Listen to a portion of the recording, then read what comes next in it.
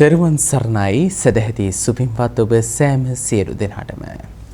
සදැහැවතුනි, මේ දුක්ඛිත වූ කටවර වූ සංසාර සාගරයෙන් ඈතර වන්නට ලෞතර බුදු පියාණන් වහන්සේ දේශනා කොට වදාළ ඒ උතුම් වූ ශ්‍රී සද්ධර්මයේ පුරා පැය 24 මුළුල්ලෙහිම ඔබට sannivedanaye නියැලෙන දිදුල බෞද්ධ රූපවාහිනී නාලිකාවේ මේ පැයට නියමිත උතුම් දායකත්ව ධර්ම දේශනාවයි මෙලෙසින් අප ආරම්භ කරන්නට බලාපොරොත්තු වන්නේ. උතුම් දේශනා මෙහෙවීම වෙනුවෙන් ඔබ කෙරෙහි අනුකම්පාවෙන් දිදුල බෞද්ධ රූපවාහිනී නාලිකාවේ මාතර මැදිරි පරිශ්‍රයේ පිහිටි මේ පින්වත් දම් සභා මණ්ඩපයේට අදවසේදී වැඩම කරවා ගන්නට යෙදුනා දෙයන්දර කලුකල පුරාණ විහාරස්ථානයේ විහාරාධිකාරී අවසරයි නම සිහිපත් කරන්නට පූජනීය අතපත්තු කන්දේ ඥානසාර පින්වත් ස්වාමින් වහන්සේට ගෞරවනීය දේශකයන්න් වහන්සේ අප ප්‍රථමයෙන් සාදුන්හාද පවත්වා පිළිගෙන සිටිමු. සාදු සාදු සාදු.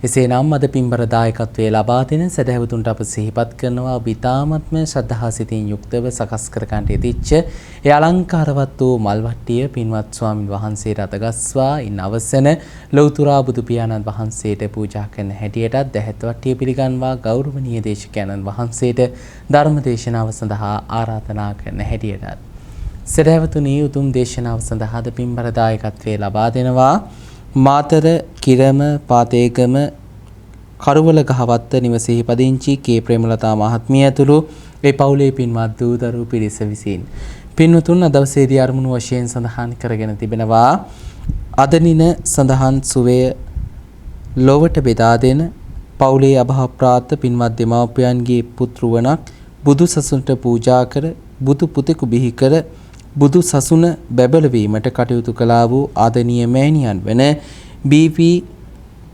තිනෝහාමි මෞතුමියටත් දයාපර පියාණන් වන කණ්ඩම්බිකේ අන්ඩ්‍රයස් මහත්මයාටත් පුණ්‍යානුමෝදනාවන් කරන්නට ඒ වගේම පවුලේ හැම දිනාටම සංසාර සාගරයේ නැමැති සසරින් එගොඩ කරවීමටත් බුදු සසුන රැක ගැනීමටත් මහානදම් පුරන අපේ ස්වාමින් වහන්සේටත් ප්‍රේමලතා සොහිරිය ඇතුළු ඒ සියලුම සහෝදර සහෝදරියන්ටත් දුවදරුවන්ටත් කායික මානසික සුවය ලැබී ඔවුන් කරන්නා වූ රැකී ආරක්ෂා ව්‍යාපාර ගොවිතැන්පත් කටයුතු සර්ව ප්‍රකාරයෙන්ම සාර්ථක වේවා යන ප්‍රාර්ථනාවන් කරන්නට ඒ වගේම ඉගෙනීම් කටයුතු වල නිරත වන දරුවන්ගේ අධ්‍යාපන කටයුතු සර්ව ප්‍රකාරයෙන්ම සාර්ථක වී නැනනුවන වඩමින් රටට ජාතියට බුදුදහමට ලැබි පිරිසක් බවට පත් වේවා යන්න ප්‍රාර්ථනාවන් කරන්නට ඒ වගේම පවුලේ ආදරණීය මෑණියන් පියාණන් ඇතුළු සියලුම ඥාතීන්ට මේ ධර්ම දානමය කුසල බලය අනුමෝදන් වී ලෞපුරා මිනිසුන් වී ලෞතර බුදු සසුනේදීම භවගමන නිමා කර නිවන් අවබෝධ වේවායි ප්‍රාර්ථනාවන් කරන්නට ඒ වගේම දිදුල මාධ්‍ය ජාලයේ සභාපති ස්වාමින් වහන්සේටත් දේශකයන්න් වහන්සේටත් දිදුල කාර්ය මණ්ඩලයටත් නෑදෑ හිත මිතුරන් ඇතුළු ලක්වාසී ලෝවාසී සැමටත් ධර්ම දේශනාවට සවන් දීමට සූදානමින් සිටින පින්වත් සියලුම දෙනාටත් නිදුක් නිරෝගී සුව ලැබී සුවදායක ප්‍රතිපදාවකින් මම භවයකදීම උතුම් චතුරාර්ය සත්‍ය ධර්මය අවබෝධ වී අමා මහ නිවනින් සැනසෙත්වා යන්න ප්‍රාර්ථනාවන් කරන්නටත් මේ උතුම් සද්ධර්ම දේශනාව සඳහා පින්බර දායකත්වයේ ලබා දෙන සුපින්වතුන් අරමුණු වශයෙන් සඳහන් කරගෙන තිබෙනවා. සමන්ත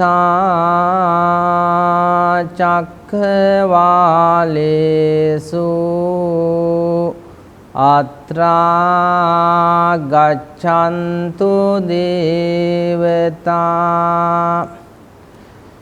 සද්ධම්මන් මුනි රාජස්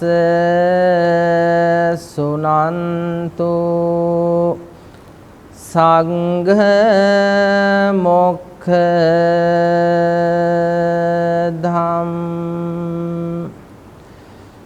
ධම්මස්සවෙන කාලෝ අයං භදන්තා ධම්මස්සවෙන කාලෝ අයං භදන්තා ධම්මස්සවෙන කාලෝ අයං භදන්තා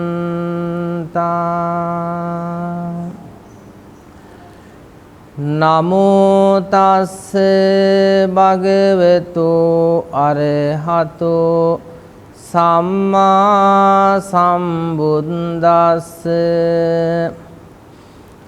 නමෝ තස්ස භගවතු අරහතෝ සම්මා සම්බුද්දස්ස නමෝ තස්ස භගවතු අරහතෝ සම්මා සම්බුද්දස්ස මාතා පිත්තේ බරංජන්තුන් කුලේ ජිට්ටාපචායිනන්ති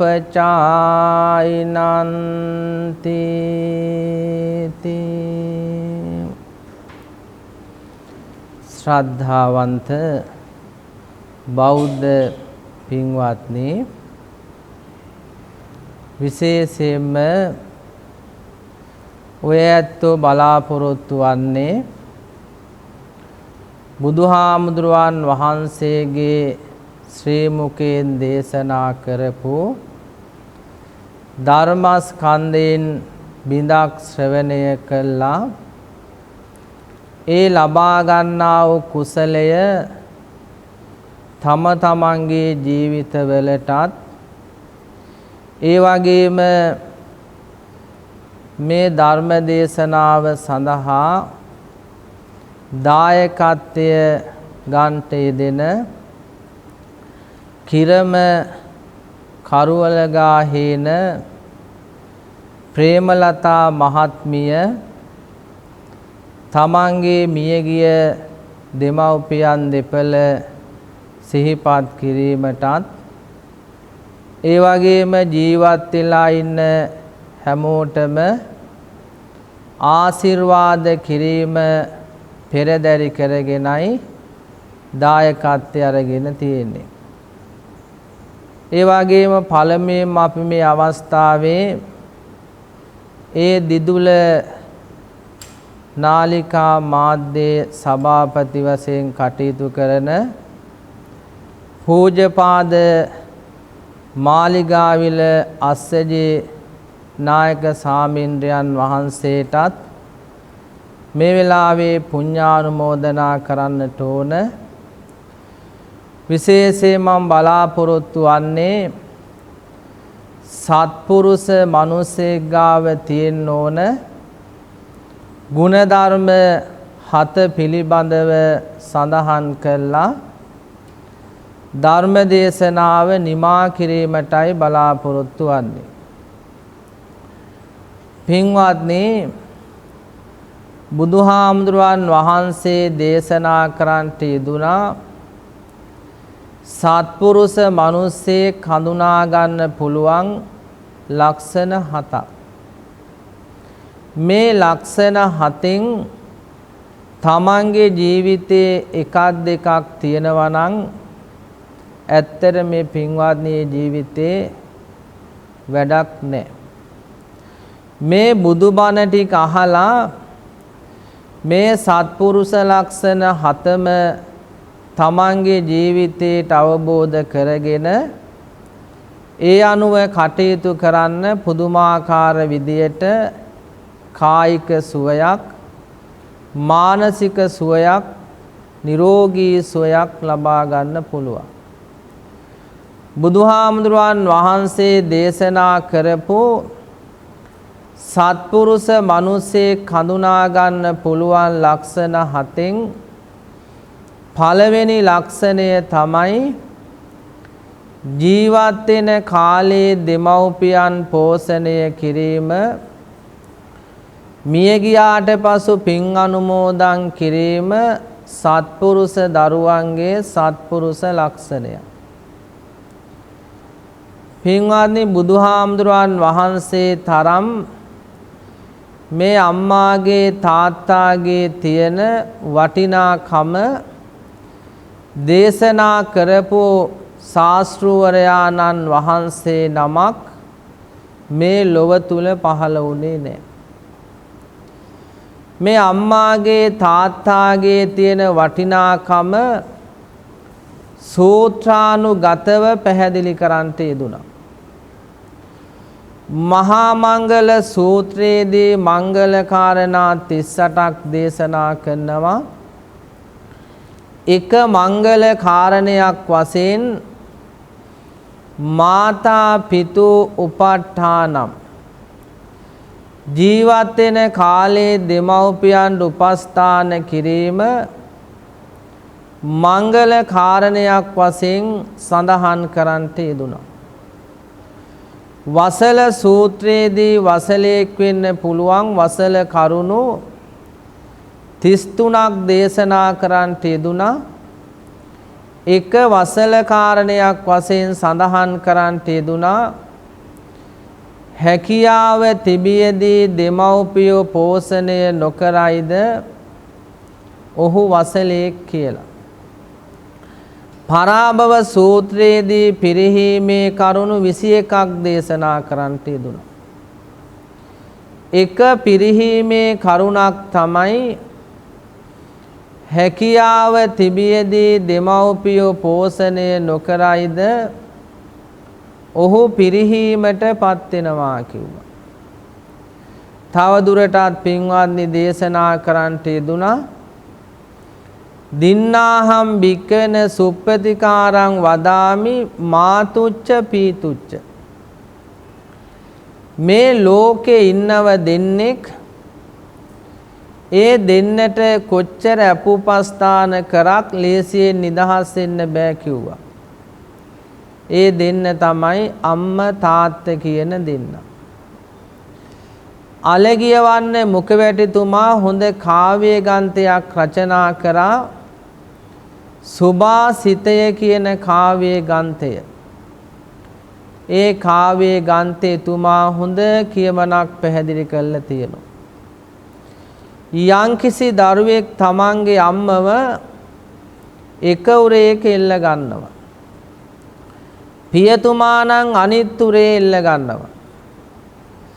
මේ අම්මා තාත්තා දෙන්න උර දෙකේ එල්ලගෙන බිම බස්සවන්නේ නැතුව අවුරුදු 100ක් ජීවත් කරත් පෝෂණය කරත් අර අම්මගෙන් තාත්තගෙන් බිව්ව කිරිවලින් නිදහස් වෙන්න බෑ කිව්වා.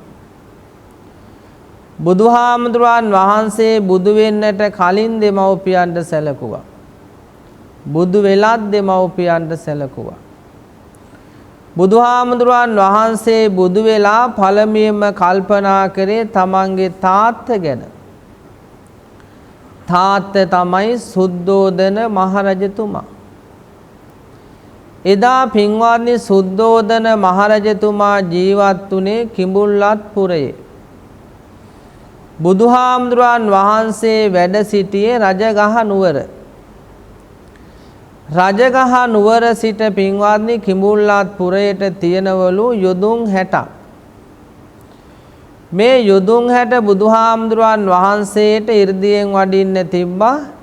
හැබැයි බුදුහාමුදුරන් වහන්සේ 이르දියෙන් වඩින්න නැතුව තමන්ගේ තාත්තා ගැන කල්පනා කළ දවසකට එක යොදුනක් පාගමනින්ම වැඩියලු.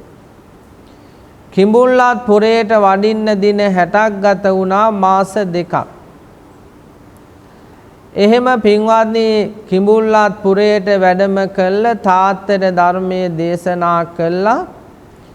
තාත්තා සෝවාන් තත්ත්වයට පත් කරා. ඊට පස්සේ අම්මා ගැන කල්පනා කරා. අම්මා තමයි මහා මායා දේවිය. අම්මා ගැන කල්පනා කළ බුදුහාමුදුරන් වහන්සේ 7 වෙනි වස් කාලය ගත කරනවා තව්තිසා දෙව්ලොව. වස් 3 මාසයක්ම වැඩ සිටිනවා. අම්මට දේශනා කරන ඉතා ගැඹුරු දහමක් ටිකක් තේරුම් ගන්න අමාරුයි අභිධර්මය.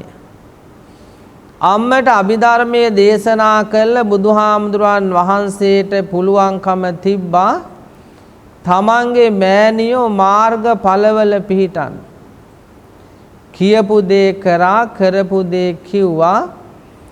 ඒ ගුණයට කියනවා පින්වත්නි යථාවාදී තථාකාරී ගුණය කියලා. ඒ වගේම ශාසන ඉතිහාසයේ සඳහන් වෙනවා අම්මට තාත්තට සලකපු හොඳම රජුරු කෙනෙක් පිළිබඳව. ඒ රජ්ජුරුව තමයි 8 වෙන අග්බෝ රජතුමා. 8 වෙන අග්බෝ රජතුමා රාජ සභාවට යන්නට කලින් උදේ පාන්දර නැගිටින පාලකයෙක්ලු. දැන් අපි නම් බලන්න පින්වත්නි නිවාඩු දවසට මොකද්ද කරන්නේ? දවල් වෙනකන් නිදාගන්න එක. හැබැයි 8 වෙන අග්බෝ රජතුමා කොච්චර නිවාඩුවක් තිබ්බත් උදේ පාන්දරම නැගිටිනවලු. නැගිටලා ඉස්සෙල්ලා තමන්ගේ වැඩ කරගන්නවලු. ඊට පස්සේ පින්වත්නි අම්මා හොඳට පිරිසිදු කරනවලු. පිරිසිදු කළා අම්මට හොඳ ඇඳුමක් රජතුමාගේ අඳින් අඳවනවලු. අඳවල අම්මට ඉන්න පුළුවන් පහසු වැඳකම්ම තියනවලු. තියලා පින්වත්නි රජතුමාගේ අතින්ම අම්මට බත් කවනවලු. කවලා අම්ම ඉන්න ඇඳ වටා 3 සැරයක් ප්‍රදක්ෂිනා කළා තමයි රාජ සභාවට යනවා කියලා කියන්නේ. මේ හැම කතා පුවතකින්ම පැහැදිලි වෙන්නේ මාතා පිතු ගුණෝ අනන්තෝ. දෙමව්පියන්ගේ ගුණය අනන්තයි. අනන්ත වූ ගුණ සමුදායක් තියෙන අම්ම තාත්තා දෙන්න ජීවත් වෙන කාලය පුරා කරන්නට ඕන යුතුයකම් 5ක් සඳහන් කරලා තියෙනවා. පළවෙනි යුතුයකම තමයි අම්ම තාත්තා පෝෂණය කරන්නට ඕන. පින්වත්නි මේ බෞද්ධ රට තුල අම්මාවරුන්ට දිනයක් තියෙනවා තාත්තාවරුන්ට දිනයක් තියෙනවා. මේ අම්මාවරුන්ට දිනයක් අවශ්‍ය වෙන්නේ නැහැ පින්වත්නි. තාත්තාවරුන්ට දිනයක් අවශ්‍ය වෙන්නේ නැහැ. අම්ම තාත්තා දෙන්න පින්වත්නි ජීවත් වෙන කාලය පුරා දරුවෙකුට හොඳට අපෝපස්ථානය කළා පෝෂණය කරන්න පුළුවන් නම් ඒ අම්ම තාත්තා දෙන්න හරිම වාග්ය සම්පන්නයි. ඒ අම්ම තාත්තා මේ ලෝකෙට බිහි කරපු දරුවෝ වාග්ය සම්පන්නයි. දෙවෙනි යුතුයකම තමයි කුදුමහත් වැඩ කටයුතු ඉටු කරලා දෙන්න ඕන. දැන් මේ වර්තමාන සමාජයේ ගත්තට පස්සේ දෙමව්පියන්ගේ වැඩ කටයුතු කරනවාද කියන එකත් ප්‍රශ්නයක්. යම්කිසි දරුවෙකුට පුළුවන්කම තියෙනවා නම් තමන්ගේ අම්මයි තාත්තයි දෙන්න මේ ජීවත් වෙන කාලය පුරාම සතුටෙන් තියලා ලෙඩට දුකට සලකන්න පුළුවන් නම් අපෝපස්ථාන කරන්න පුළුවන් නම් ඒ අම්මා හරිම වාසනාවන්තයි තාත්තා හරිම වාසනාවන්තයි. තුන්වෙනි යුතුයකම තමයි පින්වත්නි දායාද රැක ගන්නට ඕන. මේ දායාද රැක ගන්නවා කියලා කියන්නේ මේ අම්ම තාත්තා හම්බ කරපු දේවල් විනාශ නොකර කාලා පිනට බනට ධනට යමක් දීලා කායික සුවයෙන් මානසික සුවයෙන් ගත කරන්න පුළුවන් නම් ඊටාම වැදගත්. දැන් බලන්න පින්වත්නි මේ සමාජයේ ගත්තට පස්සේ මේ දේපල නිසා දරුවෝ අතර ගැටුම්. ඒ වගේම දෙමව්පියෝ දරුවෝ අතර ගැටුම්. සමාජයේ පින්වත්නි බොහෝම විදියට ක්‍රමයෙන් පරිහානියට පත් වෙන යුගයක් තමයි අපට දකින්න ලැබෙන්නේ. හැබැයි යම් කෙනෙකුට මේ මනුස්ස ජීවිතයක ස්වභාවයේ යථාර්ථයේ තේරුම් ගත්තොත් ඒ මනුස්සයාට පුළුවන්කම තියෙනවා පින්වත්නි මේ ලැබු මනුස්සාත්මය වර්ණවත් කරගෙන ආලෝකමත් කරගෙන බොහෝම දැහැමි නිහතමානී ජීවිතයක් ගත කරන්න. හතරවෙනි යුතුයකම තමයි කුල පරපුර පවත්වාගෙන යන්නට ඕන. තමන්ගේ පරම්පරාව පවත්වාගෙන යන්න හොඳ දරුවෝ ඉන්නට ඕන. යහපත් දරුවෝ.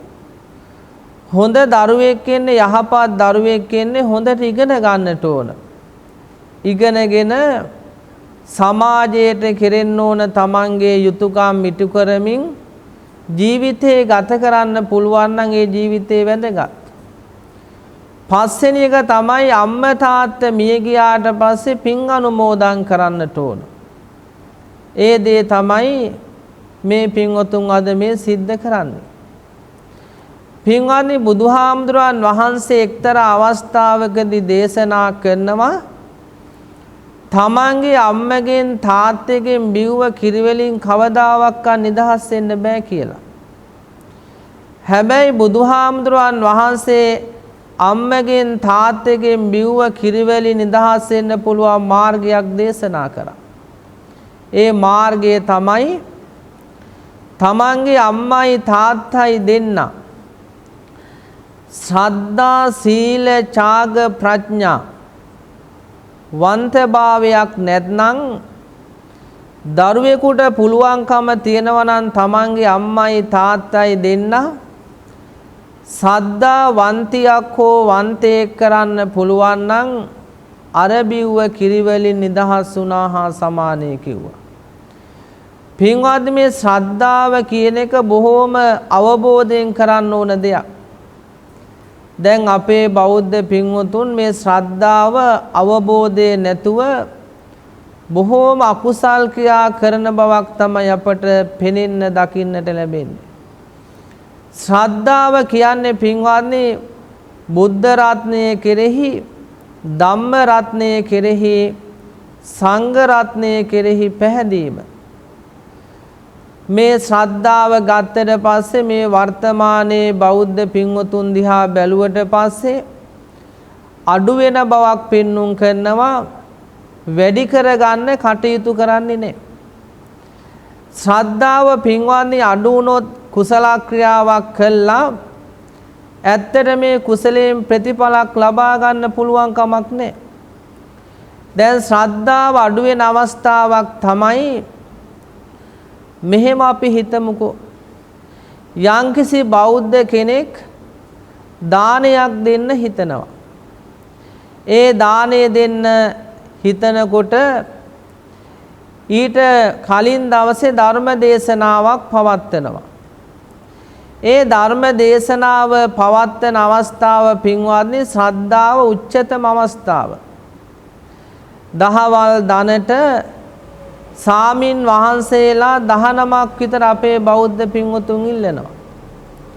ඒ ඉල්ලුවට පස්සේ පින්වත්නි දානයට සාමින් වහන්සේලා 4-5 නමක් වැඩියොත් අර දිහා බලලා කල්පනා කරලා දුක් වෙනෝ කනගාටු වෙනෝ. පළක් නැහැ පින්වත්නි. මේ ශ්‍රද්ධාව කියන්නේ එහෙම එකක් නෙවෙයි. එක සාමින් වහන්සේ නමකට දානයක් දුන්නත් සාමින් වහන්සේලා 5 නමකට දානය දුන්නත් 100ක් නමකට දානය දුන්නත් ලැබෙන ආනිසංස එකයි. මේ හැම දෙයකම බලපාන්නේ පින්වත්නි සිතුවිලි. ඒ නිසා මේ ශ්‍රද්ධාව වැඩි කරගන්න බලන්න.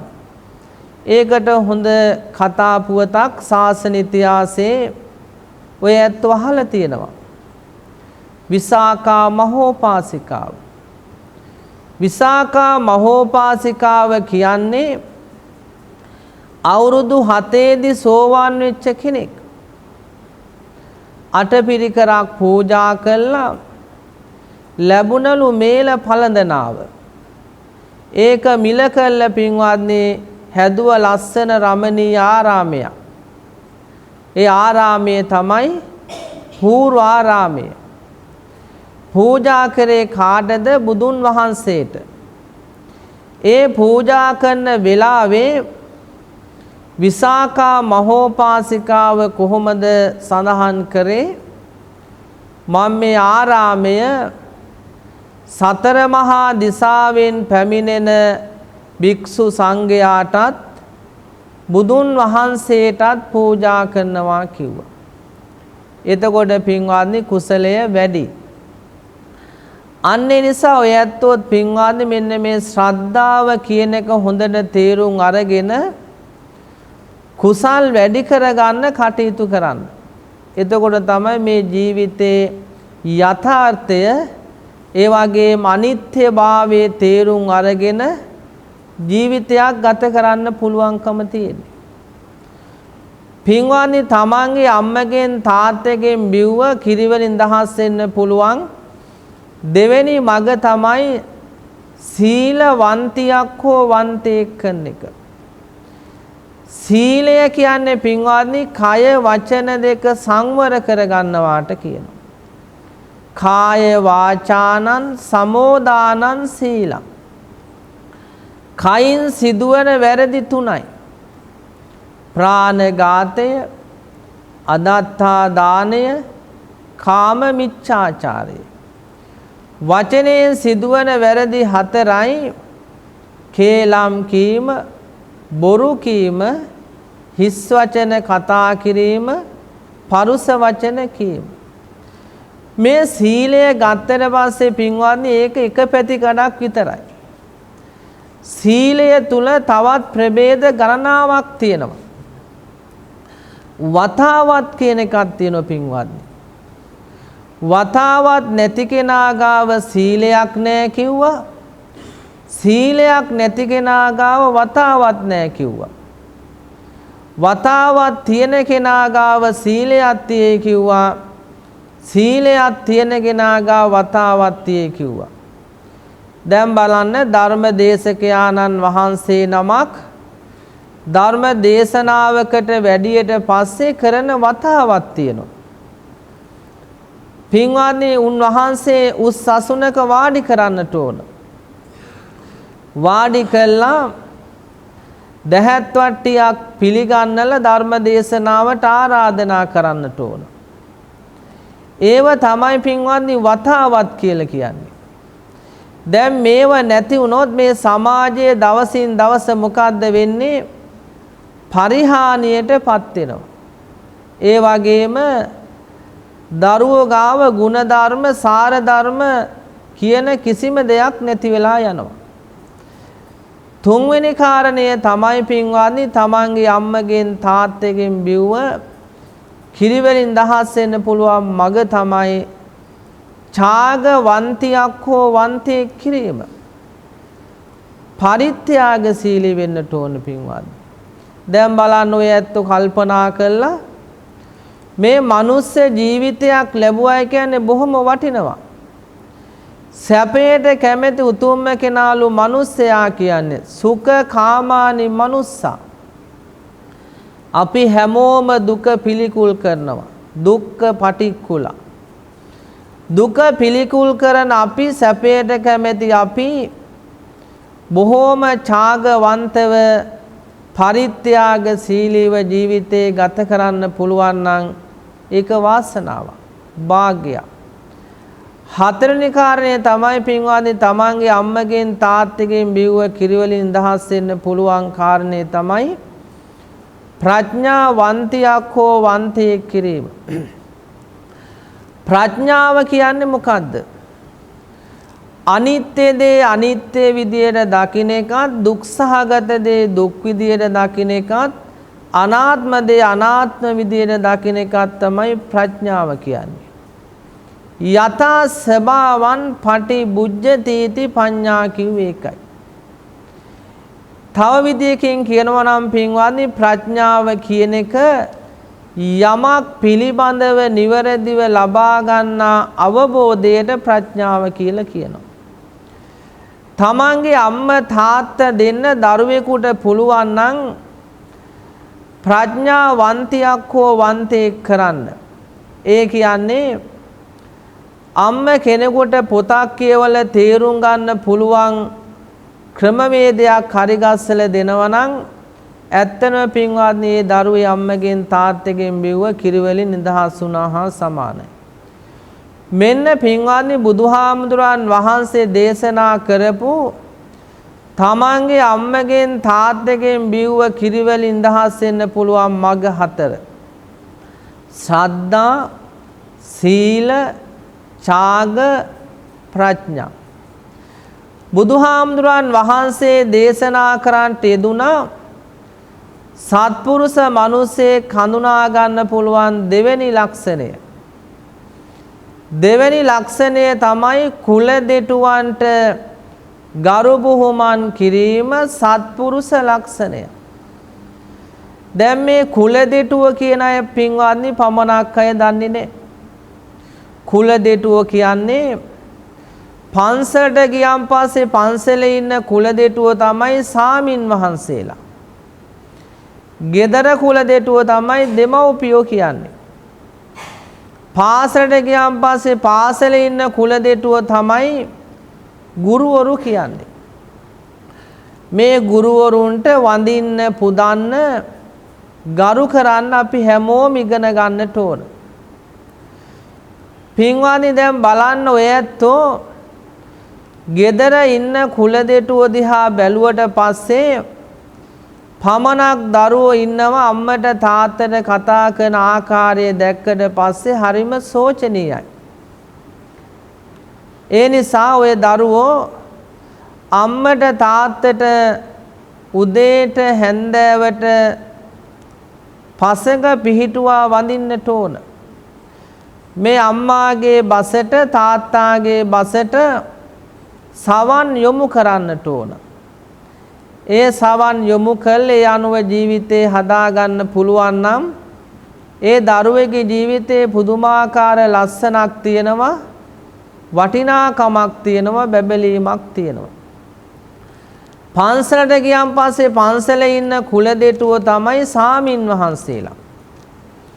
දැන් බලන්න අපේ පින්වතුන් ඒක සාමින් වහන්සේලා වර්ග කරලා තියෙන්නේ. ලොකු හාමුදුරන් වහන්සේට එක විදියක්, අනිත් සාමින් වහන්සේලාට තවත් විදියක්. එහෙම එපා පින්වත්නි. පන්සලේ ඉන්න කුල දෙටුව තමයි පන්සලේ ඉන්න ලොකු සාමින් වහන්සේගේ ඉඳලා පුංචි සාමින් වහන්සේලා දක්වා පන්සලේ ඉන්න කුල දෙටුව. මේ අය වඳින්න පුදන්න ගරු කරන්න ඕන. ඒ වගේම පාසලට ගියන් පස්සේ පාසලේ ඉන්න කුල දෙටුව තමයි ගුරුවරු කියන්නේ. ගුරුවරු කියන්නේ පින්වත්නි ඇත්තටම ඕනම දරුවෙක්ගේ නෙත් දෙක පාදලා හොඳ මාර්ගයකට ගන්න අප්‍රතිහත වෙහෙසක් ගන්න පිරිසක්. අපි මේ ගුරුවරුන්ට ඒ වගේම කුල දෙටුවන්ට පූජාච පූජනීයාන පිදිය යුතු අය. මේ පිදිය යුතු අය පුදනකොට පින්වත්නි බල 4ක් ලැබෙනවා කියලා බුදුහාමුදුරන් වහන්සේ බුද්ධ දේශනාවේ සඳහන් කරලා තියෙනවා. ඒ බල 4 තමයි අභිවාදන සීලිස්ස නිච්ඡන් වද්දා පචායිනෝ චත්තාරෝ ධම්මා වඩ්ඩන්ති ආයු වන්නෝ සුඛං බල. ආයුෂය ලැබෙනවා, වර්ණය ලැබෙනවා, සැපය ලැබෙනවා, බලය ලැබෙනවා. මේ බල පහ අපි හැමෝම ළඟා කරගන්න කටයුතු කරන්න. ධර්මානුකූලව හැසිරෙන්න. එතකොට පින්වත්නි මේ බල 4 ඔය ඇත්තන්ට ලබා ගන්න පුළුවන්. ලබාගෙන මේ මනුස්සාත්මය බොහෝම වර්ණවත් කරගන්න පුළුවන්, ආලෝකමත් කරගන්න පුළුවන්. තුන්වෙනි සත්පුරුෂ ලක්ෂණය තමයි සත්‍ය කතා කිරීම සත්පුරුෂ ලක්ෂණය. දැන් බලන්න පින්වත්නි මේ සත්‍ය කියන්නේ මොකද්ද? බුදුහාමුදුරන් වහන්සේගේ ධර්මයේ සත්‍යයක්. ජීව ඖෂධයක්. දුකින් ඉන්න කෙනෙකුට ඒ දුක නැති කරගන්න බොහොම ඖෂධයක්. දැන් බලන්න පින්වත්නි යම්කිසි කෙනෙකුට මේ බුදුහාමුදුරන් වහන්සේ දේශනා කරපු ධර්මයේ බිඳක් සෙවණය කරන්න පුළුවන් නම් ඇත්තටම පින්වත්නි වැදගත්. බුදුහාමුදුරන් වහන්සේ ධර්මයේ දේශනා කරන්න පටන් ගත්තේ අවුරුදු 35. උන්වහන්සේ පරිනිර්වාණයට පත් වුණේ අවුරුදු 80. උන්වහන්සේ ලෝක සත්වයාට ධර්මයේ දේශනා කළ තියෙන අවුරුදු 45ක්. ඒකයි පින්වත්නි 45 වසක් කියලා කියන්නේ. මේ උන්වහන්සේගේ ධර්මයේ 84000ක්. මේ 84000 පින්වත්නි අන්තර්ගත කරා ත්‍රිපිටකය තුල. ත්‍රිපිටකය කියන්නේ සූත්‍ර විනය අභිධර්මය. සූත්‍ර පිටකය බෙදුව කොටස් 5යි. දීඝ නිකාය, මජ්ක්‍ධිම නිකාය, සංයුත්ත නිකාය, අංගුත්තර නිකාය, කුද්දක නිකාය. ධර්මය අන්තර්ගත කරා 21000. විනය පිටකය කොටස් 5කට බෙදුවා. මහා වග්ග පාළි, චුල්ල වග්ග පාළි, පාචිත්‍ය පාළි, පරිවාර පාළි, පරාජිකා පාළි. ධර්මය අන්තර්ගත කරා 21000. එතකොට 42000යි. අභිධර්ම පිටකය ප්‍රකරණ වශයෙන් 7යි. යමක ප්‍රකරණය, විභංග ප්‍රකරණය, ප ဋ ාණ ප්‍රකරණය, ධාතු කතා ප්‍රකරණය, ධම්ම සංගිනී ප්‍රකරණය, පුද්ගල පඤ්ඤාති ප්‍රකරණය, කතාවත් උපකරණය. ඒ තුල ධර්මයේ අන්තර්ගත කරා 42000. මේ තුනේම එකතුව පින්වත්නි 84000. ඒකයි බුදුහාමුදුරන් වහන්සේ දේශනා කරේ ධර්මයේ 84000ක් උන්වහන්සේ ශ්‍රී මුඛයෙන් දේශනා කළා තියෙනවා. දැන් මේ ධර්මයේ ශ්‍රවණය කරනකොට පින්වත්නි බලන්න මේ ජීවිතයේ යථාර්ථය හරියට අවබෝධ කරගෙන අනිත්‍ය භාවය තේරුම් අරගෙන ඔය ඇත්තෝ ධර්මානුකූලව ජීවිතේ පෙළගස්ස ගන්නවා. ඒ සඳහා උන්වහන්සේගේ සූත්‍ර ගණනාවක් තියෙනවා. චතුරාර්ය සත්‍ය, ඒ වගේම සප්ත විසුද්ධිය, ආර්ය අෂ්ටාංග මාර්ගය, දස සංයෝජන, පටිච්ච සමුප්පාදය, සම්මා දිට්ඨි සූත්‍රය, සතර සතිපට්ඨානය. මෙන්න මේව පින්වත්නි යම්කිසි කෙනෙකුට අවබෝධ කරගන්න පුළුවන් නම් ඇත්තනම පින්වත්නි මේ ලැබූ මනුස්සාත්මය දීපයක් කරගන්න පුළුවන්. ආලෝකයක් කරගන්න පුළුවන්. නිසා මේ බුදුහාමුදුරන් වහන්සේ දේශනා කරන්නට යෙදුනා සත්පුරුෂ මිනිසෙක් හඳුනා ගන්න පුළුවන් තුන්වෙනි ලක්ෂණය වශයෙන් සත්‍ය කතා කිරීම සත්පුරුෂ ලක්ෂණයක්. හතරවෙනි එක තමයි කේලම් කීමෙන් වැළකීම සත්පුරුෂ ලක්ෂණයක්.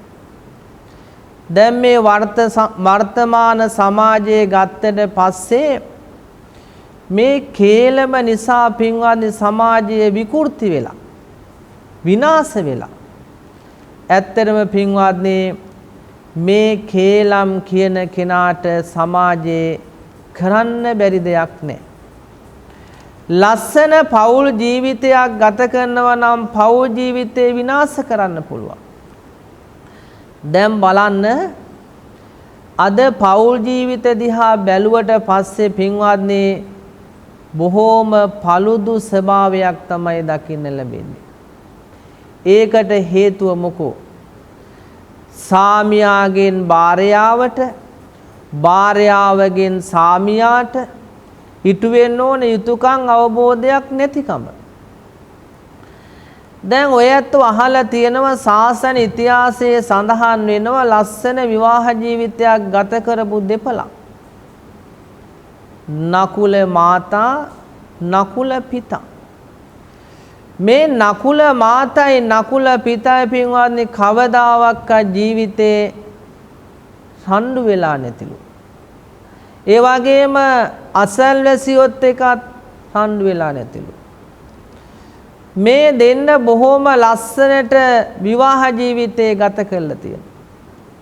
දවසක් මේ නකුල මාතා බුදුහාමුදුරන් වහන්සේ හමු වෙන්න ගිහිල්ලා කියනවලු බුදුහාමුදුරන් වහන්සේ අපි දෙන්නගේ විවාහ ජීවිතේ බොහොම ලස්සනයි. අපි දෙන්න විවාහ වෙච්ච දවස් ඉඳලා බොහෝම සුහඳව එකිනෙකාට ප්‍රියමනාපව ජීවිතේ ගත කරා කිව්වා. ඊට පස්සේ පින්වාද මේ බුදුහාමුදුරන් වහන්සේ මේ නකුල මාතාගේ සහ නකුල පිතාගේ විවාහ ජීවිතය බොහෝම අගේ කොට සැලකුවා. හරියට කියනවා නම් පින්වත්නි නකුල මාතා නකුල පිතා දෙන්නා විවාහ ජීවිතේ ගත කරලා තියෙන්නේ සඳුන් ගසට ගිය සමන් පිච්චවැල වගේ. සඳුන් ගසත් වටිනවා සමන් පිච්චවැලත් වටිනවා. ඒ නිසා පින්වත්නි මෙන්න මේ කේලම් කියන කෙනාට ඇත්තටම පුළුවන් මේ ලස්සන විවාහ ජීවිතයක් ගත කරන විවාහ ජීවිතේ paludu කරන්න පුළුවන්. හැම කෙනෙක්ම පින්වත්නි ධර්මානුකූලව හිතනවා නම් ඒක බොහොම වැදගත්. පස්වෙනි එක තමයි ලෝභකම දුරු කිරීම සත්පුරුෂ ලක්ෂණය. පින්වත්නි පිනට ධනට බනට යමක් දෙනකොට මසුරුකම දුරු කරන්නට ඕන. කර්මය කර්ම ඵලය විශ්වාස කරන්නට ඕන. මේකෙන් කුසලයක් ලබා ගන්න පුළුවන් කියන හැඟීමෙන් කටයුතු කරන්නට ඕන. එතකොට තමයි පින්වත්නි කරන ක්‍රියාවෙන් උපරිම ප්‍රයෝජන ලබාගෙන ඕනම කෙනෙක්ගේ ජීවිතේ ලස්සන කරගන්න පුළුවන්කම තියෙනවා. ආලෝකමත් කරගන්න පුළුවන්. දැන් බලන්න පමණක් ඇත්තෝ කුසල් දහම් කරාට ලෝභකම පිළිබඳින් තමයි කරන්න පින්වත්නි. එතකොට කුසලයේ අඩු කරගන්නා බවක් තමයි පින්නුම් කරන්නේ. හයවෙනි එක තමයි සත්පුරුෂ මිනිසෙක් හඳුනා ගන්න පුළුවන් ලක්ෂණය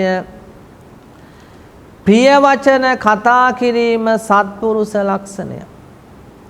ඇත්තටම පින්වත්නි අපි කතා කරන විලාසය කතා කරන ආකාරය ඕනම මිනිසෙකගේ ජීවිතේ සුවපත් කරගන්න පුළුවන්. පැහැදෙන්න පුළුවන්. ඒ නිසා අපි කතා කරන හැම වචනයක් පාසාම ඕනම මිනිසෙකගේ ජීවිතයට යහපතක් වෙනවා නම් ඒ වචන පින්වත්නි හොඳයි. සෞයත්ව ජීවිතේ ගත කරනකොට කතා බහ කරනකොට බොහෝම ප්‍රියමනාපව ඒ වගේම අනුන්ගේ සිත් දිනා ගන්න පුළුවන් වචන කතා කරන්න. බුදුහාමුදුරන් වහන්සේ පරිභාෂිත වචන සෑහෙන්න කතා කරා. හරිම මිහිරි. උන්වහන්සේගේ වචන අහනකොට කනට මී බිඳු වැදෙනවා වගේ හොඳ මිහිරිභාවයක් තියෙනවා. ඒ වගේම පින්වත්නි හත්වෙනි සත්පුරුෂ ලක්ෂණය තමයි ක්‍රෝධ නොකිරීම සත්පුරුෂ ලක්ෂණය. අපි ජීවිතේ පවත්වාගෙන යනකොට ක්‍රෝධ කරන්න එපා පින්වත්නි. ක්‍රෝධ කරනකොට මොකද්ද වෙන්නේ? තමන්ගේ රූපය පවාව ලස්සන වෙනවා. යා රෝගී බවට පත් වෙනවා. දැන් ඔය ඇත්තන්ට පුළුවන් නම් මේ ගත කරන හැම විනාඩියක් තප්පරයක් පාසාම අනුන්ට ඊර්ෂියා ක්‍රෝධ කරන්නේ නැතුව මෛත්‍රී සහගතව ජීවිතේ ගත කරන්න පුළුවන් නම් ඇත්තටම පින්වත්නි ඒ ජීවිතේ බොහොම වැදගත්. මෙන්න පින්වත්නි බුදුහාමුදුරන් වහන්සේ සත්පුරුෂ මිනිසෙක් හඳුනා ගන්න පුළුවන් ලස්සන අත. දැන් ධර්මයේ දේශනා කළ අවසන් දැන් සාරාංශය තියෙන්නේ. පළවෙනි එක තමයි ජීවත් වෙන කාලේ දෙමව්පියන් පෝෂණය කිරීම, මිය ගියාට පසු පින් අනුමෝදන් කිරීම සත්පුරුෂ ලක්ෂණය. දෙවෙනි එක කුල දෙටුවන්ට ගරු බුහුමන් කිරීම සත්පුරුෂ ලක්ෂණය. තුන්වෙනි එක සත්‍ය කතා කිරීම සත්පුරුෂ ලක්ෂණය. හතරවෙනි එක කේලම් කීමෙන් වැළකීම සත්පුරුෂ ලක්ෂණය. පස්වෙනි එක ලෝභකම දුරු කිරීම සත්පුරුෂ ලක්ෂණය. හයවෙනි එක ප්‍රිය වචන කතා කිරීම සත්පුරුෂ ලක්ෂණය. හත්වෙනි එක ක්‍රෝධ නොකිරීම සත්පුරුෂ ලක්ෂණය. එනිසා ඔය ඇත්තෝ සිත කය වචන කියන ද්වාරත්‍රය මෙක්ටැන් කරගෙන ධර්මය ශ්‍රවණය කරා. මේ සිද්ධ කරගන්නට යෙදුන සියලු කුසලානිසංසේ බලෙන් ඔබ හැමෝටම චතුරාර්ය සත්‍ය දහම අවබෝධ වෙලා දුකින් අත මිදලා නිර්වාණය අවබෝධ කර ගැනීමට මේ ධර්මානුශාසනාව හේතු වාසනාම වේවා කියලා සාදුකය. ඒ දායකත්වයේ ගත් පින්වතුන්ගේ බලාපොරොත්තුව තමයි හැදූ වැඩූ දෙමව්පියන් දෙපළට පින් අනුමෝදන් කිරීම. මේ සිද්ධ කර ගන්නට යෙදෙන කුසලානිසංසයේ බලයෙන් ඒ කණ්ඩම්බිගේ අන්ද්‍රියාස් පියතුමාණන්ට ඒ වගේම වී.පී. තිනෝහාමි මෑණියන්ට ඒ දෙපළ දුක් ඇති ස්ථානයක ඉන්නවා නම් ඒ දුකින් අත මිදේවා. සැප ඇති ස්ථානයක ඉන්නවා නම් ඒ සැප තව තවත් වැඩි වේවා. අවසාන වශයෙන් ඒ දෙපළ බලාපොරොත්තු වෙන විදිහට ජාතියක් නැති, ජරාවක් නැති, මරණයක් නැති නිර්වාණයම සාක්ෂාත් කර ගැනීමට මේ ධර්මානුශාසනාව හේතු වාසනාම වේවා කියලා. ඒ වගේම දිදුල මාධ්‍ය ජාලයේ සභාපති සාමින් වහන්සේ වන පූජපාද මාලිගාවිල අස්සජී නායක හාමුදුරන් වහන්සේටත් ඒ වගේම කාර්ය මණ්ඩලයටත් නෑදෑ හිතමිතුරන් ඇතුළු සියලුම දෙනාටත් මේ ධර්ම දේශනාවේ බලයෙන් කායික සුවය, මානසික සුවය, නිරෝගී සුවයම ලැබේවා. සිතක්ම වේවා, යහපතක්ම වේවා, සාන්තියක්ම වේවා. ඉත්තාවතාච අම්මේහි සම්බදන් පුඤ්ඤ සම්පදන් සබ්බේ දේවා අනුමෝදන්තු සබ්බ සම්පත්ති සිද්ධියා. ඉත්තාවතාච අම්මේහි සම්බදන් පුඤ්ඤ සම්පදන් සබ්බේ භූතා අනුමෝදන්තෝ සබ්බ සම්පත්ති සිද්ධියා.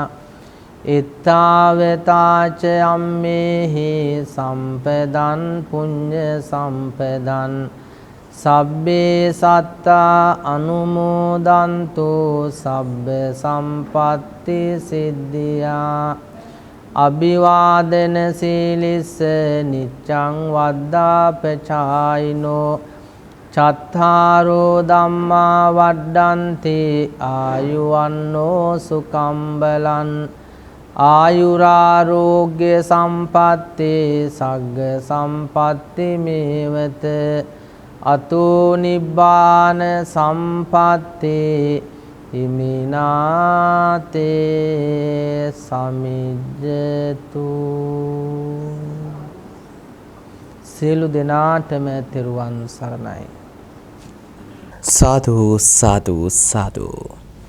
සදහවතුනි, මෙලෙසින් ශ්‍රවණය කරන්නට යෙදුණු මේ උතුම් වූ සද්ධර්ම දේශනාව සිදු කොට වදාළ පින්වත් දේශකයන්න් වහන්සේට තවත් චිරාත් කාලයක් මෙවැනි උතුම් උදාරතර වූ ශාසනික සේවාවන් වල නියැලෙන්නට අවශ්‍ය ශක්තිය, ධෛර්යය, වාසනාව, නිදුක් නිරෝගී සුවපත් භාවය ලැබේවා යන්න අප මෙත් සිතින් යුක්තව සාදුනාද පවත්වා ප්‍රාර්ථනාවන් කරමු. සාදු සාදු සාදු. ඒ වගේමයි උදාරතර වූ ධර්ම දානමය පින්කම සඳහා දවසේදී පින්බර දායකත්වය ලබා දෙන සුපින්වතුන් අරමුණු හැටියට සඳහන් කරගත්තා වූ ඒ සියලු යහපත් කාරණාවන් ඒ ආකාරයෙන්ම ඉෂ්ට සමිතිපත් භාවයටපත් වේවා. ධර්ම ශ්‍රවණය කළා වූ ලංකාවාසී ලෝකවාසී ඔබ සියලුම දෙනාගේත් යහපත් ප්‍රාර්ථනාවන් ඒ ආකාරයෙන්ම සඵල වේවා යන බලාපොරොත්තු වුන් පෙරදරි කරගනිමින් දිදුල බෞද්ධ රූපවාහිනී නාලිකාව මේ පැයදී ඔබට සංවේදනය කරන උතුම් වූ දායකත්ව සතරම දේශනාව නිමාවටපත් කරනවා. ඔබ සියලුම දෙනාට ජය ශ්‍රී මහා බෝසමිඳු පිහිටයි.